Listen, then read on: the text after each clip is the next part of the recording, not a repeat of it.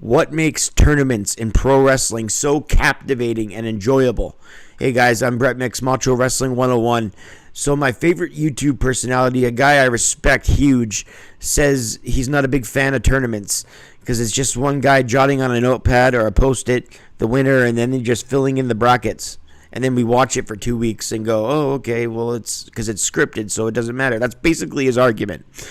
My counter argument to that, and I hate to counter it because this guy is great, and I agree with basically everything he says except this. My counter argument, and I wanted to make a quick video about it, is you could say that argument about the Royal Rumble. You could say, all right, I'm writing something on a Post-it, and then all these eliminations happen. You can say the same thing for Royal Rumbles, but Royal Rumbles are the most exciting hour in wrestling. So it's not a very good argument in my opinion. I say that with all due respect, of course. I respect this guy a lot. So his opinions, he usually goes by facts and not opinions, which is why I like his statements all the time.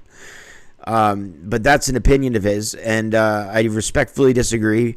I think tournaments can bring out the best in people. I think you can build so many feuds. You can build character work. You could build storylines from a tournament alone. You could have an underdog go in there, a babyface underdog who's never won much, and you could make him go to the semifinals, and he gets pushed just because he did so great in the tournament.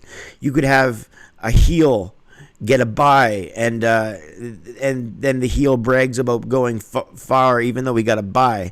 And to the same respect, because he got a bye, there would be a time limit draw. A time limit's another part. It's like watching overtime in wrestling, because usually the first rounds have like a 15-minute time limit, and if they both get to the time limit, they're both out of the match. They're both disqualified and kicked out of the tournament. Well, in this case, if that's the case, at the 10-minute mark, you're watching two guys, and you're like, okay, one of them has to win in the next 5 minutes. So it's kind of like overtime in wrestling. You're watching for a finish in the next 5 minutes, or else both guys are gone. So that's another element to tournaments that are good. You got the underdog story, or you got feuds that can start because two people meet in the semifinals, and they both had a great banger of a match, and they both either respect each other or start a rivalry based on that semifinal match alone. And then there's the winner of the tournament. He gets instant credibility because he's just won the tournament. So there's so many factors and there's so many good elements about a tournament. I'm excited for the tournament tonight to start on SmackDown for the #1 contendership for the U.S. title against Logan Paul. I believe we get Karrion Kross and the almighty Bobby Lashley, and we get Santos Escobar and Dragon Lee. Also, they're going to throw an NXT talent in there.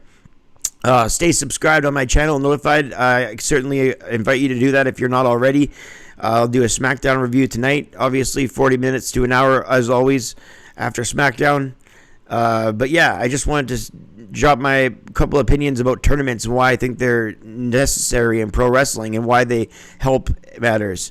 Because some people are indifferent with tournaments, but I hope I've provided enough points already in just the few minutes that I wanted to talk about this.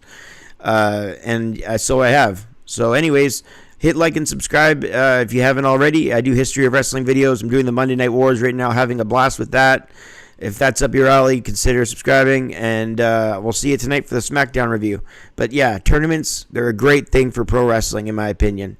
I'm Brett Mix, and I'm out.